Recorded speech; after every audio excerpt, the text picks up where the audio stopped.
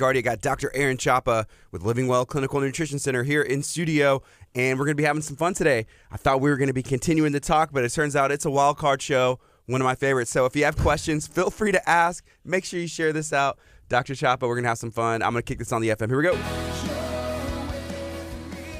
Good morning. This is KHEA Radio, 99.5 FM. It's just after 9 o'clock on a Tuesday. I have Dr. Aaron Chapa in studio. Good morning, Dr. Chapa. How are you doing today? What's up, my brother? How are you this fine morning? You know, I'm doing good. I've had better days. I've had worse days, but I'm not going to complain. Yeah, I had a guy say every day's a great day, just some days are better than others. So hopefully today's one of your better days, and if it's not, just know that it can get better as you tune in this morning. Who knows what we're going to talk about?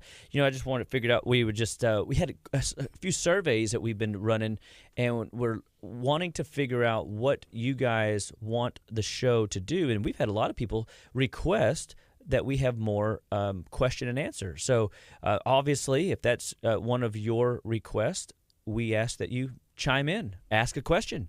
Let us know in the chat box if you're following us live here on Facebook, and we will answer questions that you have about your health and wellness. And I think that it's an interesting day. I have washed my car 3 times in the last week and a half because of the amount of pollen that keeps dropping on it. And I even try to avoid trees. And I'm so wow, to see how much the pollen has already started to drop, and spring is upon us. And I'm excited about, the spring. I love the spring. I love the summer. I love being in shorts and flip-flops when I get the opportunity. And so goodbye, winter. This is the last cold front we just had, right before Easter. So it's going to be really exciting. So I'm just excited about what's to come. So I went ahead and I changed the description on our Facebook feed. So if you're watching on Facebook, hit the share button, and then feel free to ask some questions, and I'll ask them to Dr. Chapa. Dr. Chapa can also see those as you ask them directly. But the most important thing that you do is share this out, so that way we can get a good amount of questions and a good amount of topics, and we can have some fun. Yeah. So, how are things going with you, Gardy? Things are going good. Just been staying busy. I'm ready for Easter. This week we kind of try and keep it low key, but that's not the case usually. So as far as extra things that we're doing, we kind of tone that back to make sure that we're fully prepared to have a great Easter. It's going to be Friday, Saturday, Sunday, but it's going to be a lot of activities here. It's going. Yes, There's something Friday, Saturday, Sunday. See, Friday night you've got the folding of the towel service. Yeah, I believe he calls it the folded napkin, and I'm trying to think of the way that they describe. I did a voiceover for it. It was like a dramatic presentation or something of that. And then it's a visual thing, so you'll be able to see it, hear it, and then listen as there's music, and it's a performance, but also a great message. Fantastic. And then Saturday, there's an opportunity to bring your family 11 to 1. We're gonna have bounce houses, food trucks, and there's 30,000 eggs dropped from helicopters. That your kids will be helicopters, multiple? Actually, it's just one. It's just one. Wow, but 30,000 eggs. I mean, are they going to bust open when they hit the ground? In the years past, they haven't, but it could be the year. I'm curious to know who packs those eggs. So I actually have seen pictures and videos of the volunteers and church members and community members who come up here and they pack those eggs. Pack the eggs. Yes. Oh my gosh, 30,000 guys! Can you imagine 30,000 eggs filled full of carrots? How disappointed the kids would be, right? Like or baby carrots. Little broccoli heads, and then they pop open and what? This is moldy. No, that's a piece of broccoli. But no, that's awesome. And then you got your Sunday service, and so Resurrection Sunday's upon us. This is we're going into a busy month for us as well. My son is turning 12. My daughter's turning 15. My wife's got a birthday this coming month. Okay. April is absolutely gangbusters for us. We have my mother-in-law's having a birthday. My grandmother-in-law's having a birthday. My wife and I have an anniversary. I mean, it is a lot going on in April for us. So it is a crazy month. So when people always tell me, this is birthday month, this is a holiday, and it's really hard to navigate some of those things. Knowing how to navigate the holidays of your life, because we all have celebratory months and we have, challenging times where life throws us curveballs and it's easy to get off track health-wise, you have to prepare. You have to kind of know that, hey, if April for me is a challenging month, I'm going to have to be working my A game throughout the week, knowing that I might get into something over the weekend. You know what I mean? This is a 3-day weekend celebration with Easter and a birthday and, Resurrection Sunday and all the family activities that go around with Easter. And so you got to make sure that, pick your battles, like what day are you going to allow yourself to have a cheat meal? Or, is there a cheat meal that you can have that is not really a cheat meal, but allows you some grace to have a little bit of fun, something savory. If like for me, I found that, if I call a cheat day or a cheat meal allowing me to have a piece of dessert, it doesn't serve me really that well anymore. I don't enjoy the after effects. I enjoy the 5 minutes that I'm sinking my teeth into some chocolate cake, but the 3-4 days after doesn't serve me in a way mentally, emotionally, physically, spiritually, digestively, in a way that's worth it to me. That's the other thing. Can you afford to slow down? If you have a really busy schedule and there's all these things, can you really afford to slow down from the things that you want to do and need to do? That's correct. Mm-hmm. Everybody knows that I take people through what we call the 5 steps to health, and one of those is finding out food allergens, food intolerances that people are exposed to. And we have some of these mentioned on our website at justlivewell.com. And when we talk about food intolerances or even food allergens, we're looking at things like, dairy products. So people know that I'm pretty anti-milk, cheese, yogurt, sour cream, ice cream, whey protein. I have to say that, like, dairy doesn't even work. I can't say you just got to get off of dairy, because people don't realize that the creamer in their coffee is dairy. They don't realize the sour cream is dairy. They don't realize the creamy dressings is dairy.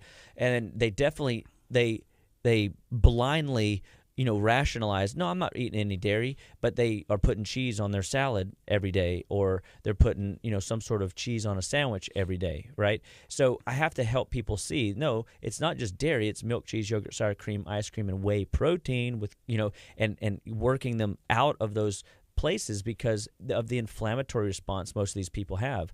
And so I used to give myself one cheat meal a month on pizza, and I called it, it was just pizza night, How long ago was this? Oh, this was 10 years ago. Okay. This was a while. I was like, this doesn't sound like you at all. No. And, but I mean, this was it might even have been longer than that. I mean, I truly don't remember, but it was every month. I looked forward to it until I started getting invited to do public speaking talks, or I had marketing events, or I had something going on a weekend that required me, like you said, to be busy. And I had to ask myself, because every time I would get into pizza, because it's a heavy meal in and of itself. I mean, all just the dough in and of itself. And we would never go to a fast food pizza joint. We'd go to a delicacy pizza joint, somewhere that makes true blue pizzas by hand. They have signs on the table that says, yeah, it's going to take a little longer to make your pizza because of all the love and care and tender TLC we're going to put into this, right? So, I would suffer for 3 to 4 days, and so I just got to a point where I didn't have time to slow down. And so you have to learn to assess some of those things, and you have to be intentional with how are you feeling right now. Do you know that you have allergies every year?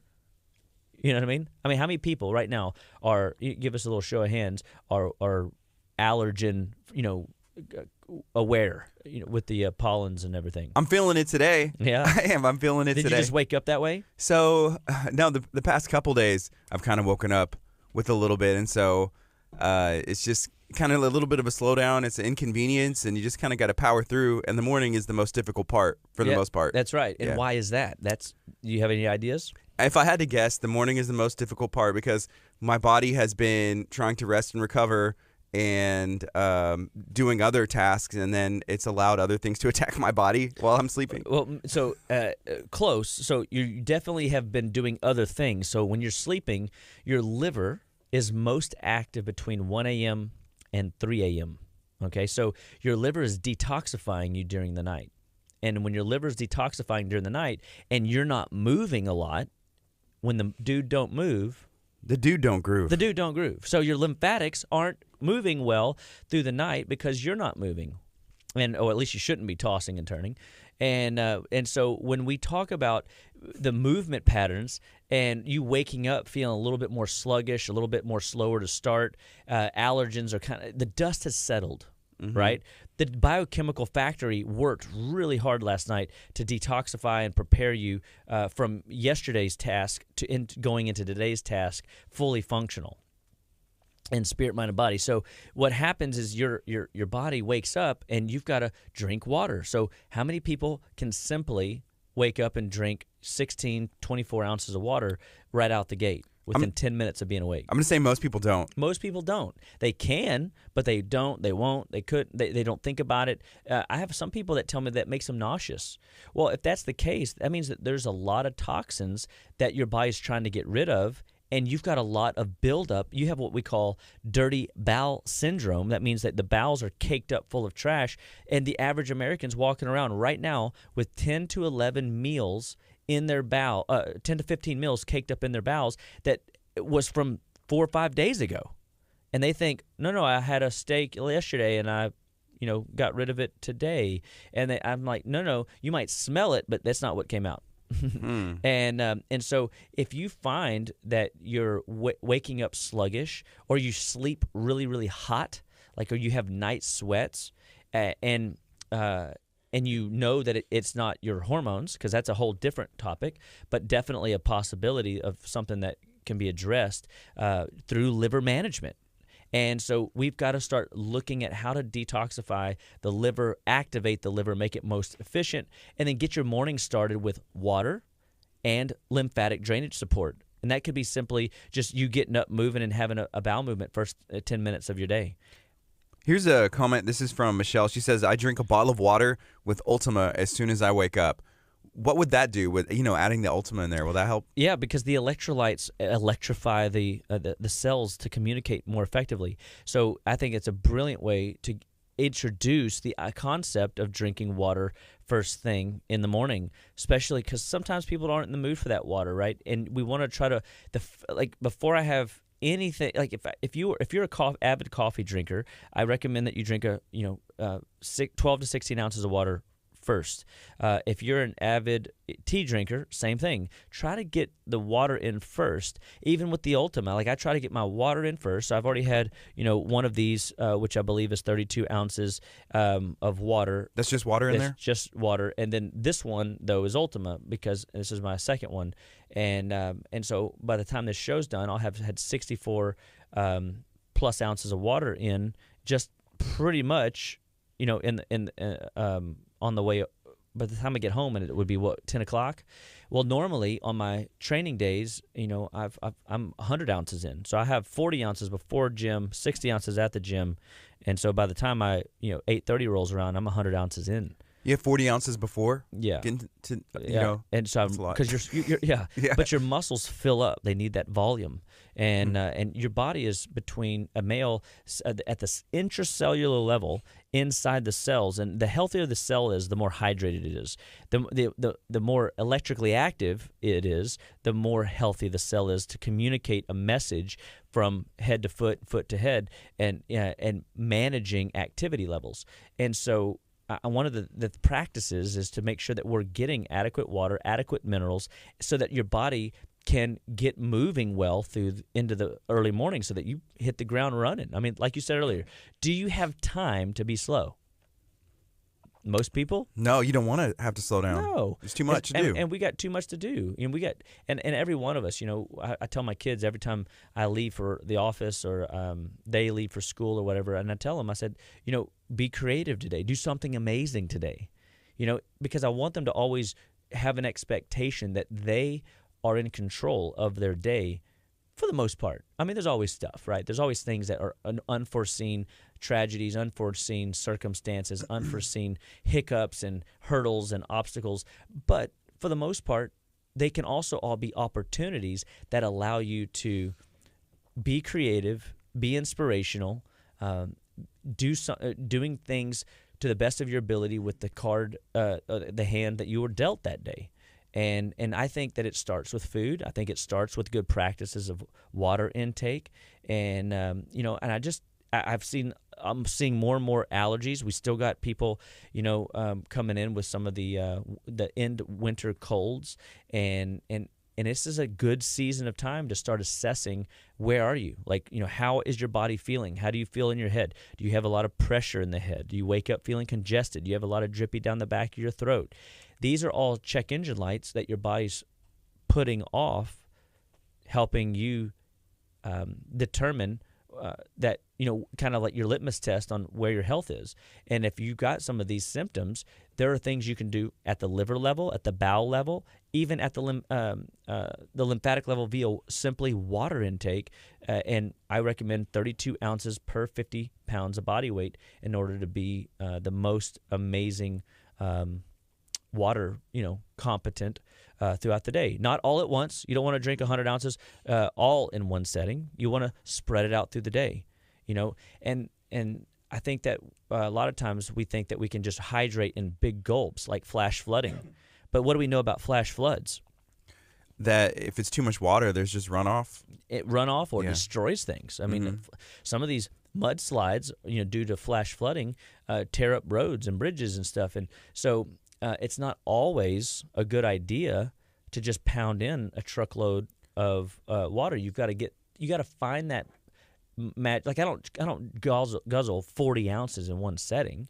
I'll do 20 ounces when I get up, and then I'll move around a little bit, and I'll do 10 ounces more about 20 minutes later. Then I'll do 10 ounces more about 20 minutes later, and that's an hour before my training time, and then I'm 40 ounces in, prepared for the day. My bowels have now cleared out waste and debris. My kidneys have cleared out trash and debris that it's filtered out through the night.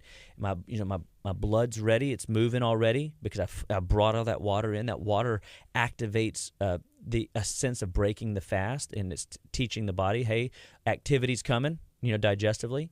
And I think that there is just so much that we can learn about giving the digestive tract a bath on the regular with good, clean substances. Something that I was talking to AJ with Hippie Fertilizing about the other day was the fact that whenever there's too much rain and your soil's not healthy, it can't absorb it. So that's whenever there's flooding. So he's saying if everybody did their part in their micro ecosystem, that the water would be able to be actually, I guess, digested. He didn't use that word, but absorbed into a healthy soil to where there wouldn't be. So I imagine your body's the same way. If you're just the same too much water and you can't absorb it, it's just going to pass it along, or hey, it's going to destroy something. Well, and in some respects, that destroying something ecology-wise is it disrupts the electrolyte balance. I mean, water can actually rob you of minerals if you overhydrate.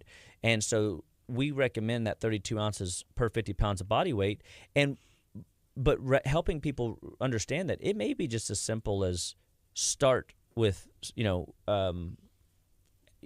half your weight in ounces, and just get started drinking more water than you do. Because I've got avid runners, I got avid triathlon guys, Ironman guys that are dehydrated every time they come in because their minerals are low, and they can't hold on to the water.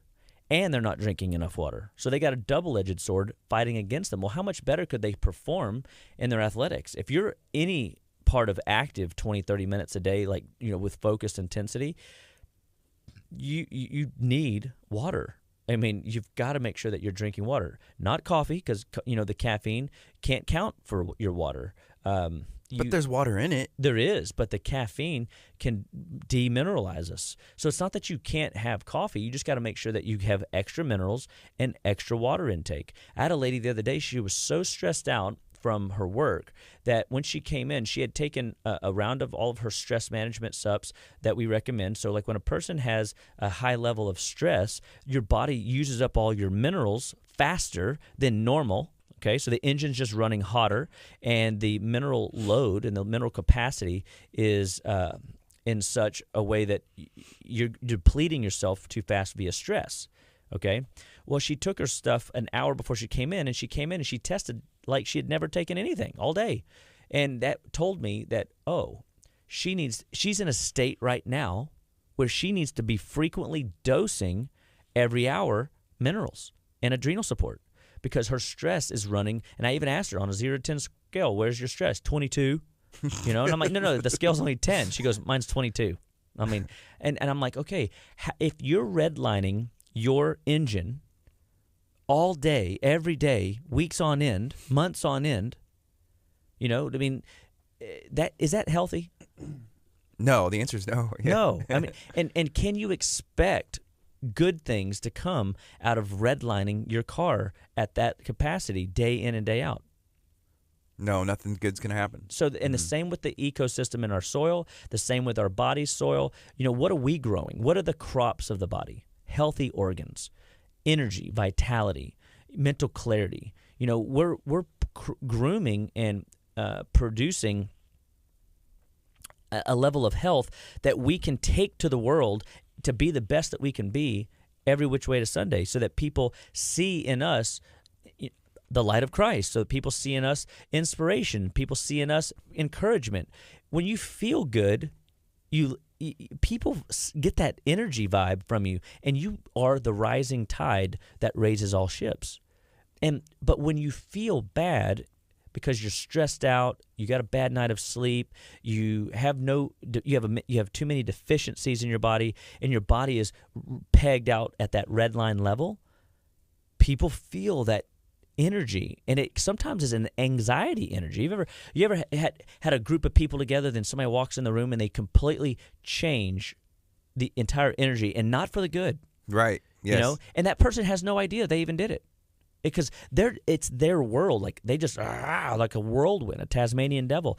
That is those are endocrine disrupting deficiencies. The hypothalamus in your head, your pituitary, your thyroid, your adrenals, your gonadal system are not communicating effectively.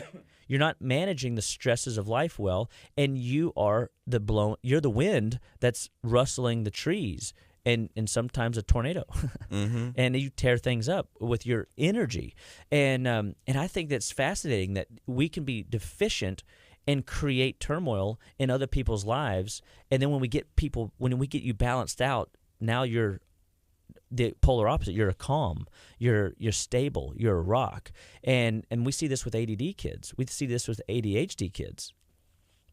So here was a question that came in, and it was about water.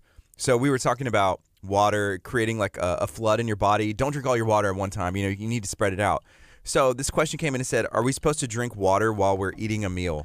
So I take as little water in as possible with meals, just to take my supplements, okay? And I take my supplements towards the beginning of the meal so that my food's kind of helping to digest it. But yes, I do drink a little bit of fluids to wash some of the stuff down. But ideally, no. The goal is to drink as little fluid as possible with your meals, because it dilutes the gastric juices in your stomach. Your pH is producing acid. Your stomach is producing an acid pH less than like 1 when it comes out of production. When it's mixed in with the stomach, it's like 3, and that's what your food drops into. And that is a protective mechanism and a digestive mechanism. And so if you put a flash flood of water in, nature's solution to pollution is dilution. Okay, so if you can grab that idea, you put in 16 ounces of fluid because you had a Coke, and then you had maybe some tea, then you put sugar in that. Now you diluted the stomach acids up to like a pH of a 6, and now the food you're eating is overcooked or it's processed, so it doesn't have any digestive enzymes, and now your body is having a really hard time breaking that stuff down, and that's a part of what drives the dirty bowel syndrome. That's what drives malabsorption. That's what allows parasites and funguses and different types of critters to get through our defenses, because we aren't using proper digestive hygiene when we're consuming food. So we should be consuming the bulk of our fluids 30 minutes either side of a meal. Give your body some time to break down the food. Now, I mean, little sips of water throughout the meal isn't going to hurt anything. I mean, that's not going to cause an issue. So if you went through 12 ounces, no big deal. You know what I mean? But ideally, a glass of tea should last you the whole meal. not a pitcher. The waitress or waiter is coming back, leaving a whole pitcher on Can your I table. fill you up again? Yeah, and you're like, please. yeah, it's my 17th one. Right. And but it's a great question. Okay, here's another question. This is from Carrie. They said, I have a friend who has a major adrenal fatigue, and I don't know what advice to give them. Drinking more water would probably help, and some good rest. But when adrenals are depleted, what do you recommend? So it's interesting, when rest is always the key. But here's the problem probably with most people that have this story. Adrenal fatigue is a very real situation. It's what drives postpartum. So if you know pregnant moms that are typically high-strung, high-stressed-out people, they could be right now doing really great because the baby's in their tummy, and then when the baby comes out, they're going to slip off into what we call postpartum syndrome.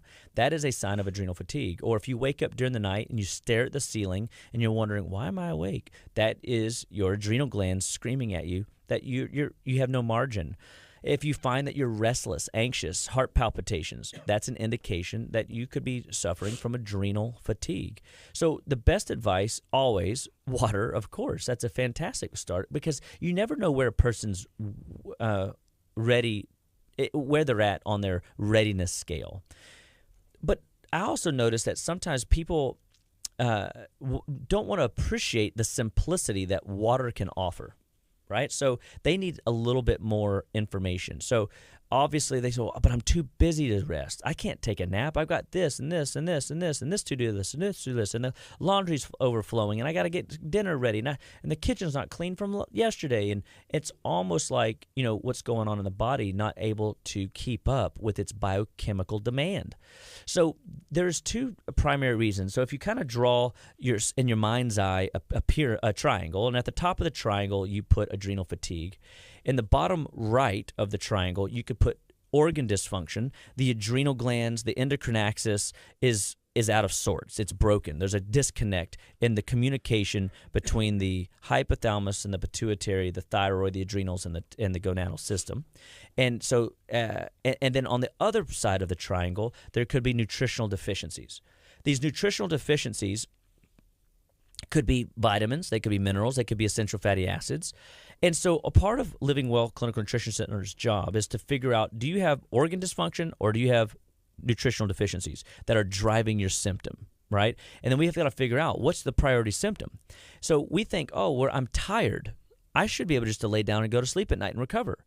Well, we don't realize that there are a lot of moving parts, B vitamins and minerals and essential fats and amino acids that allow the body to turn the dials down and allow the body to go into a rest cycle. It's not just turn the light off and you're asleep. It's you've got to properly unwind. You got to make sure that you're going to bed at a reasonable time, that you're not eating too late in the evening so that your brain gets a nice bath in the first 3 hours of sleep. And so we will come in and start teaching lifestyle practices to help a person manage their day, their stress, so that they can, and then we will do mineral and adrenal and endocrine repletion to build those deficiencies up and to support the dysfunction in the organ system so that they can have a chance to get deeper sleep when they sleep. Because just because you get 6 hours of sleep doesn't mean you got 6 good hours of sleep. Is that right? That's true. I mean, because if you're tossing and turning, moaning and growing, having hot sweats, or feeling like you can't like you almost are watching the movie reel in your head, those are classic signs that your adrenals are dysfunctional. I was telling you last week a little bit about this Whoop armband that I had. And so what it does is it tracks your sleep. It sees if there's disturbances, and then it tells you how much you recovered. And it tells you if the sleep you got was good sleep. But I guess it uses a laser, and it also tracks like your heart rate. And so it's really interesting to see, as like my allergies and some other things have been kind of messing with me lately. My sleep, I've been getting more because I'm like, I'm not going to go work out. I'm going to try and get some more rest. But it shows my recovery is not so good. It's not so good. And that's because your body is dealing with the environmental allergen. So one of the others, if I said nutritional deficiencies, I could also put in there barriers to healing. So the allergens in the air, or the immune burden that you're carrying, the metal toxicity that you're exposed to, the processed food that you're exposed to, could be a barrier to healing that's creating a stress that's diverting your body's attention, robbing Peter to pay Paul, and the organs can't perform at their full capacity. And so if we can get the burdens down, if we can improve the function of the organ systems, and we can lift the vitamin, mineral, essential fatty acid concentration, your body has a much deeper recovery cycle. And a faster recovery cycle, not just a deeper one. And but it's fast. So now 6 hours is a true good quality 6 hours of sleep, and you're not needing. I had a patient one time. She had the good fortune. Her husband was able to manage the home front while she went to her parents, and her parents lived on some land. I don't know how big it was. Doesn't matter. But she literally the first week of her 28-day hiatus away from her family, because her adrenal fatigue was so bad, she was just incapacitated. She could not function. She was depressed. She was fatigued. She was not functional in any way, shape, and form. It wasn't good for the kids. Not good for the hubby. But he was in a position, like I said, and the parents were willing. She slept 18 hours a day. Oh my gosh. The first week. Mm-hmm. And that works. Sleep will heal the body over time if you can get rid of all the other sensory inputs. But when we're overstimulated by life and we don't have the luxury of taking an 18-hour rest break, I mean, I don't have 18 hours in my schedule to rest. You know what I mean?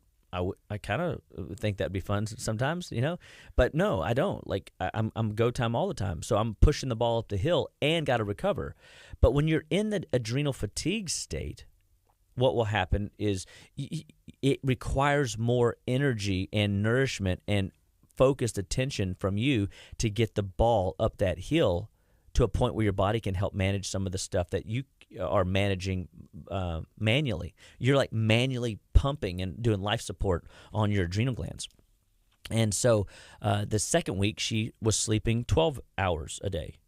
The third week, she was 8 to 9. And then last kind of sort of week, she was back down into the 6.5 to 8 zone. And she was up and at 'em, moving good, and we were nourishing her, strengthening her. She went back home, and it was a complete restoration in 28 days. And it was a several year of adrenal fatigue suffering that they had gone through. And so it doesn't always take forever to turn some of those situations around.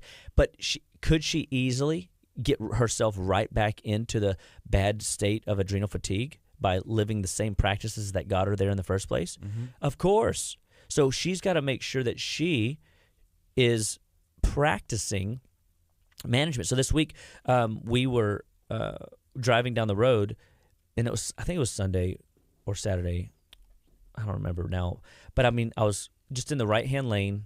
I was going the speed limit, and I said, I looked over at my wife and I said, I think for just a week, I'd love to see both of us just drive the speed limit, be on time, okay, and be in the right-hand lane and just enjoy the drive. Like we burn the candle at so many angles and ends that we would just go time all the time. And I said, what if we just learn to just enjoy the ride? You know what I mean? And it sounds good in the moment. It's just now, how do you practice that? Well, you got to leave a little earlier. You've Yes. got to be okay. Maybe set the cruise control when you're on the 20-mile-an-hour street, because it's easy to go 35. It's if it's a 6-lane road, it's easy to go 70. Well, the speed limit's only 45. Be careful. you know. And so, what if we just slowed down?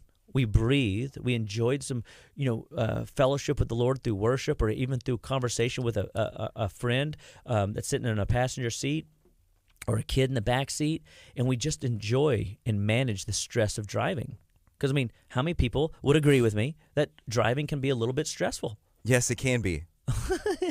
Yes. And not only can it be, it is a lot of times. And then sometimes there's that zone out where it's like, how did I even get here? And you like, why did I get here way quicker than I was supposed to? What happened? Yeah, and then you're like, oh wow, like yes, there's something's weird with this. Yeah. So anyway, you've got to manage it. So there's lifestyle practices, Carrie, to offer your friend. There are supplementation tips. I love Adaptocrine, Mintran, Nevaton because it gives the brain the mental bandwidth. It gives the adrenals nourishment. It gives the body's minerals to calm itself down and to put it into what we call a parasympathetic state. The next best advice for that would be a healthy breakfast. Let's eat a healthy breakfast. What is a healthy breakfast? Protein, healthy fats, something that doesn't spike your blood sugar first thing in the morning, that ramps up your insulin, that ramps up your cortisol, that causes your body to go into a fat storing state. We don't want that. We don't want, we want fuel to nourish and strengthen, sustain us throughout the day, throughout the morning, so that we can perform our best all morning long. And so there's definitely things to assess. Are your bowels moving? If you're not having a bowel movement by 10 a.m., or if you're not satisfied with the bowel movement you had before 10 a.m., then you have dirty bowel syndrome. You have sluggishness. And that sluggishness, and I can't measure this for you or anybody really, but I can assure you this is happening. Assure you. You can be having 2 to 3 bowel movements a day, but still be suffering from dirty bowel syndromes. So if you have weight around the middle, if you have symptom patterns that you weren't genetically born with, like headaches or skin rashes or stinky armpits or stinky breath, or you feel like a little sluggish in the morning, these are all toxins that can't get out of the body and your body's holding on to, and it's creating distress. And so you have to start looking to the bowels to clean them out. So you could just simply do a food log, and let's start looking at what we're eating throughout the day. And let's circle everything that we know is either processed. So if it has a label, odds are it's processed. We start looking at the label. Like one of our classes coming up is on how to read a food label. And I think it's this month in April. I think one of my staff could probably verify that. And, that's important information, is to learn how to read the label. Are you eating real food or are you eating make-believe food? Because if you're eating make-believe food, Gardy, what do you get? Make-believe health. Make-believe health. And nobody wants make-believe health. They want to live vibrantly and sustainably, fully functional in spirit, mind, and body, but yet nobody's teaching us how to navigate the fast food nation that we live in. Don't we live in a fast food nation? We do. And speaking of that kind of leads into another question. This is beautiful. From Michelle. She wants to know if there's a water bottle brand better than others. And I kind of answered. I said, well, I bet he's going to say that filtered is the way to go. And I know there's a filter that you have. But she was like, well, if I'm on the go, if we're in a hurry, there's something I need to grab, natural spring water. Yeah, exactly. So you want something. You don't want distilled water because it'll demineralize us. But if you're taking minerals, it's okay to get that because at least it's clean. But it is going to demineralize you. But you should never be depending on water for a sustainable mineral source anyway. You want a high filtered quality water. And so I buy brands that promote like that has a good bottle that doesn't have plastics that leach into the water. We're working right now on our own water bottling company through S&D Waterworks over in Seabrook. You're going to have a Living Well water? Yep, Living Well water, and where it'll be highly filtered, remineralized, and so it will have minerals, and it will be multiple layers of filtration. It's beautiful, and but basically we're looking at how do we get good quality water, and so I still use Smart Water. I still use Dasani, Fiji water. I spend a few extra bucks on some of these things because I know I don't want water that you shouldn't be able to taste water. If you can taste your water, if it tastes soft, I don't want that. What if you called it Living Well, like a water well, Living Well water? It could totally work. I think we should put that in the hopper of names that we have for the bottle. So they're listening; they'll add it to the list. But you're on the road, and what do you get? Find something that's spring water, that's filtered water. That's reverse osmosis at least, but know that reverse osmosis is another layer of filtration that they take out the minerals. So you still have to make sure that you're remineralizing your body. Minerals. That's my favorite thing to talk about because minerals are like taking your favorite tool and plugging it in. You can guarantee it's going to work. It's no fun to pick up a tool that is battery operated and the battery be dead. That means it has no minerals. Right? So you got to charge it up. Well, how are you going to charge that thing up? You got to get a new battery or charge up the old battery. right? So, or plug it in. Your favorite kitchen utensil, car utensil, your bathroom utensil, you got to plug it in. If it's plugged in and it's working at full capacity, then you know that it's minerally charged. If your symptom patterns are raging, your joints hurt, your skin is inflamed, your body's bloated, these are indicators that your body isn't managing the toxins well and your mineral load is low. Your mineral needs are high, and you've got to get in there and supply the support in those deficiency key areas. So look for a good clean water, but don't look for a water that's necessarily going to solve all your mineral needs, because that's not going to happen. Okay, so we have another comment that came in, and they said it's kind of like a drinking game with water. It says that they're going to take a sip of their water every time that they hear you say, "Of course." Of course. I like that. So everybody drinks their living well water. I think that's a great idea. Michelle, and that anytime I can work in, of course, on the radio, you should stop and drink some water, because that comes from a good friend. He's passed now. He's back in the 80s, named Jim Rohn. He was a motivational speaker, inspirational guy, and man, he was a dynamo. He was an absolute man that, pursued every aspect of living. He could tell stories about going places better than going those places yourself. I mean, this guy was something else. And so I just really enjoy listening to people that lift me up too, right? Mm-hmm. And so he'll say things like, when it's all the more obvious, he'll go, "Of course," and so and then we stop and have a little, have a drink of water. Okay, so here, another question that came in earlier was, what kind of doctor, are you? They said, what kind of doctor is Dr. Chapa? Can you share a little bit about your background to those that aren't familiar yet? Yes, so my name's Dr. Aaron Chapa, and do you know the definition of a doctor? I don't. No, I don't know. If you look it up in the dictionary, it's a teacher. So if you are a teacher, in a sense, you are a doctor. And so I thought that was really cool the first time I looked that up, because it reminds me of what my true job is I'm a teacher of health, wellness, alternative medicine practices that do not involve drugs and surgery. That's a pretty good elevator speech. How about that? Just made that up. And so by license, I am a doctor of chiropractic, and in the chiropractic art, it's a alternative view in how the body works from head to foot, inside and out. We incorporate the idea that what part of the watch tells time. And what is the answer? It's all of it. All of it, mm-hmm. Yeah. The hands don't tell the time. The face doesn't tell the time, because if the batteries don't work, the hand and the face are misleading.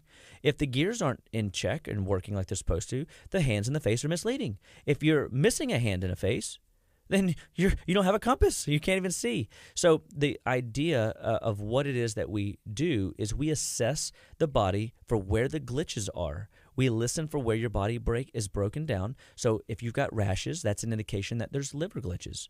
If you see little spots in your eyes, clear spots in your eyes, squiggly spots in your eyes, that could be non-infectious allergens. And people see spots and floaters all the time, and they chalk it up to, oh, that's weird. They see black spots. That's a liver issue. They see white spots. That's infection. They feel little sharp twinges and pains in their sinuses. That's an infectious biofilm popping. So I'm a master physiologist, and so I understand the body. I had this revelation talking to a patient the other day in another state. He has Lyme disease, and Lyme is a very nasty, debilitating disorder if it's out of sorts and out of hand. And I wouldn't necessarily call myself a Lyme expert by any stretch of the imagination, but I did have a revelation. What if somebody was a Lyme specialist and they knew how to beat up on Lyme really well? They had this 10-step process. I got a friend up in Austin. She's got a whole protocol that she works people through on Lyme. But what if my job as a adjunctive support is to read the signs? So when they have drainage issues and they have what we call Herxheimer reactions, or they have rashes pop up, or they have a stressful day and their stress levels go up. Well, when your stress goes up, now your ability to fight the good fight goes down, and so there's a challenge there. What if I could help them manage those life symptoms that are coming at them, so that they're not turning off the symptoms lights like drugs do? They are supporting the biochemical needs that their body has that day, because we are living every day. And so that's why I hate the idea of one-a-days, multivitamins and stuff, because you can't do anything once a day and expect it to be everything that you need. I mean, I wish it was that simple, A pill for an ill. A pill for an ill. It just doesn't work. And so if you've got fever, you don't want to cut the legs of the immune system out from under it. The reason the fever's there is because it's increasing the heat of the body to mobilize a faster defense and strategy to kill off bugs and trash that's attacking us.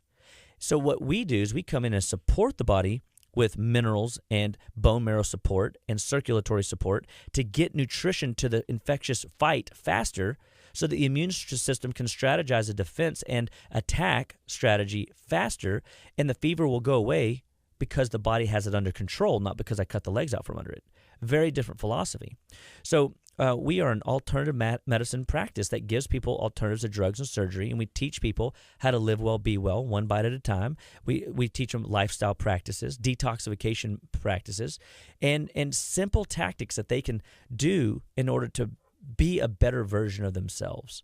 And I've been in practice about, I think, 17 years now, and we have grown astronomically over the years. We started in a little place in South Shore behind a building, a shopping strip where nobody could see us. We had no signage, and we grew to a place in League City where we're at right now, and it's been fantastic, and people love us, and we love them, and we just want to be a beacon of light to people, and God's given us an opportunity to expand into our new building coming up in the next 9 months. I'm like having a 9-month building baby.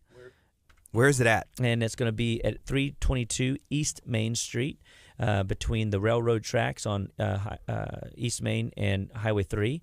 And it's going to be a Living Well center. We're going to have a Living Well detox center and a Living Well event center, Living Well clinical nutrition center.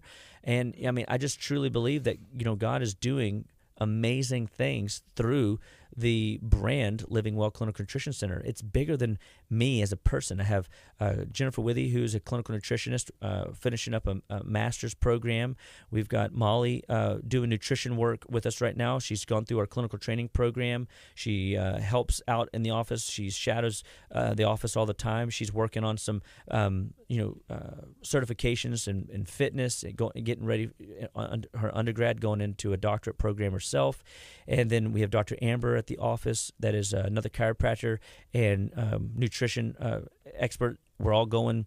We go to seminars, and we're like seminar junkies. Like, we're constantly learning and growing because people need new ideas. We need new inspiration ourselves to go and just see what the science is saying doesn't match up with what we're seeing clinically, because clinically and what is in the theory don't always match, right? That's right. And so we have to appreciate that this is what science says we can do, but we really want to find out what is our practice of working in the trenches with real bodies, real people, with real food nutrition, with real supplement programs to help navigate them. And it's not an easy work. It's a heavy loaded thinking job, and because we don't build cookie cutter protocols. Like, we find what works for individuals, and then we evolve that person through a process. We listen to their body. What symptoms is this person manifesting? Because you can have the same liver problem, but it can manifest 3 different ways: through migraines, through hot flashes, through hormones, or through digestive issues. But it's all from the liver. And that's so frustrating for many doctors because they don't understand the physiology. They become experts in GI or experts in neurology or immunology or pulmonology or rheumatology. The problem is when you get so hyper-focused in one department, you start playing with the gears of the watch, thinking that, or the components of the watch, thinking that that's what solves the medical mystery. No. You've got to keep the watch intact and appreciate all of its working pieces. And so people come in over-medicated, they over-hormoned, they aren't being managed well blood work-wise, and we come in and we will look at many different angles, turn over as many stones as possible, get as much detailed information out of you in order to figure out why your body's breaking down and what we can do to fix it. So that's a little bit about what we do. I like that y'all continue to learn, going to the seminars. You said you're a seminar junkie. Just and even if you found something, like if you'd believe something for forever, your entire life, if you saw something and you practiced it and found it out for yourself, that you would regularly just be like, there's another way to do it, or there's, a bunch of different ways to skin a cat.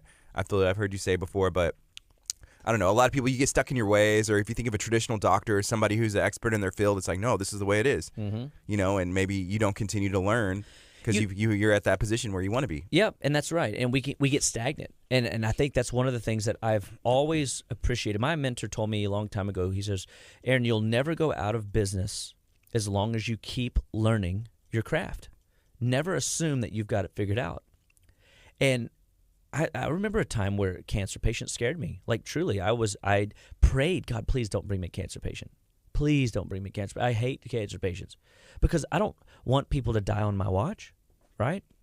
And cancer, has always, to most people, when they get the C word, it is a death sentence, right?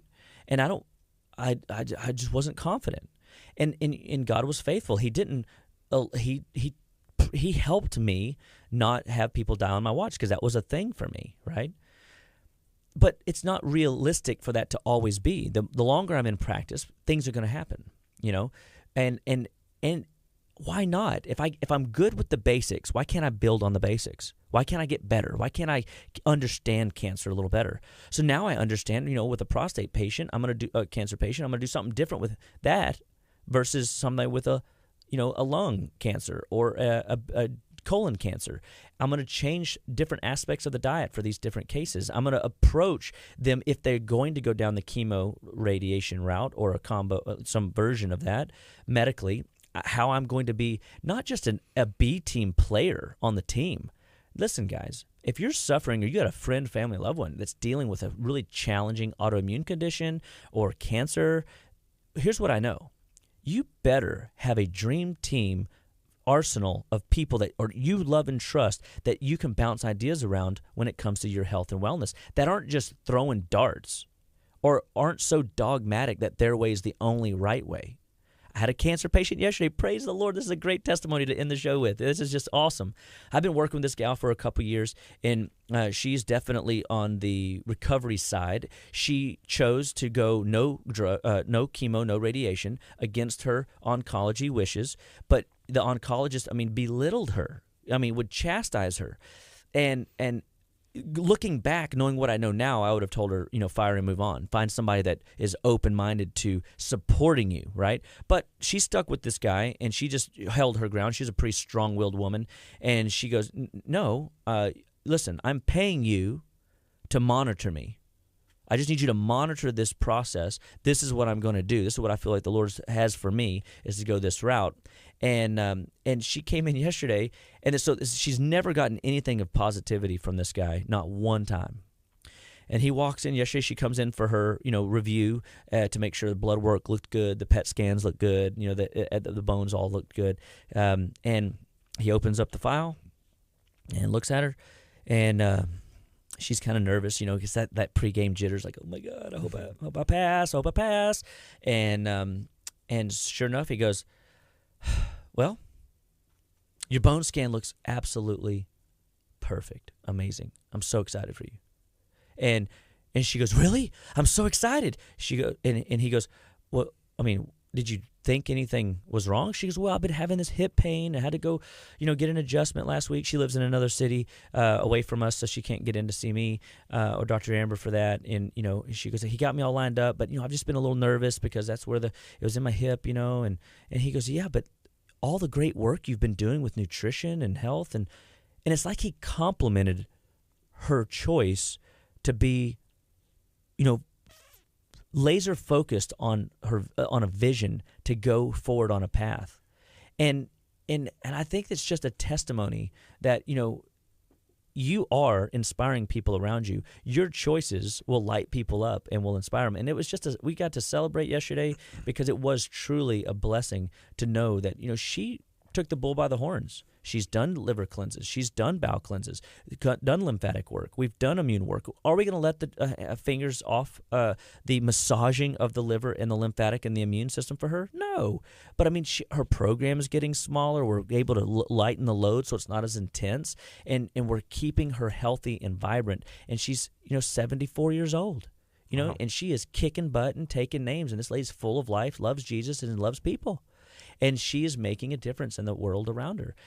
And so when I watch people that, you know, I used to think, oh, I'm just an adjunctive B team player on the, you know, cancer role because, you know, oncology and the chemo docs, their favorite words are stop everything. They think that, you know, eating food is gonna kill them, but they won't tell them what food they can't eat. You know, they just say, don't lose weight. The worst thing you do is lose weight. So eat anything. Eat ice cream. Eat fast food. I mean, and if you don't believe me, go look at them. Go look at the research on their websites. It's terrible. They're giving bad advice nutritionally. And so instead of being accepting that I might just be a B team adjunctive player, I said, no, what? I got tons to offer. Living Well Clinical Nutrition has tons to offer any patient with any symptom, any condition to help them get their traction again in the health realm. And it's not cockiness, it's confidence because all life, where? Starts and stops at the cellular level.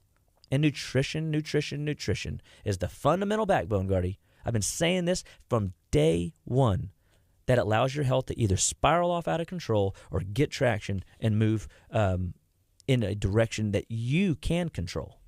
And that's exciting. So no matter where you're at, we want to give you hope and excitement that you can take the bull by the horns from a health perspective. Share this information with people. And we want to answer your questions. Like, this is y'all's time, y'all's show. I mean, I know this stuff. I live this stuff. I practice this stuff. And I pray that I keep practicing and living this stuff day in and day out forever and ever. You know, it's y'all's time, y'all's show, y'all's choice to ask questions. That's right. And so take advantage of this time that we're here. Share this with your friends, family, and loved ones, and guide this program to what you want it to be, because it should be in everybody's inbox 9 to 10 every week. Because if you're not tuning in, you're missing out. You need the encouragement. You need the inspiration. Heck, I need the encouragement. I need the inspiration. I get excited that y'all are asking questions today. You know, I didn't know what I told my mom on the way over here, I'm like, I don't even know what I'm going to talk about. She goes, well, you've been talking about fat and weight loss. I said, yeah, I'm bored with that. You know, everybody wants to lose weight, you know. And I said, but the reality is when you get healthy, you lose weight naturally. It just happens because your body is storing toxins in fat cells. That's what causes you to gain the weight. You're not fat, you're toxic, you know? And I love the sign that Megan put up this week. It says, did your winter fat turn into spring rolls? Oh, I just chuckled. That's pretty good. It's so funny. And but the reality is don't look at yourself like you're fat. Look at yourself like you've got toxic buildup that needs to be eliminated out of the body. That's what the Zerona laser can do. It can help spark that detoxification process. It can start us in a journey together, getting you minerally replenished, your endocrine system kicking again, your detox pathways opened up so that you're not holding on to 11 to 15 old, junky, processed meals. And then you'll start living better, being better, one bite at a time. So that's our show today. JustLiveWell.com. Visit us every Tuesday morning from 9 to 10. And KHEA Radio and I love serving this community with positivity and nourishment of the mind. And we want to you to help us nourish other people's mind, help us wake people up to nutrition and well-being through healthy living. So God bless you guys today. Enjoy your day. This is KHEA Radio, 99.5 FM. All right, social media. Again, feel free to still share this out. And you can ask some questions as well on this feed. And I know Dr. Chapa and his team, or me myself, will see it, and we'll make sure that we'll get you an answer.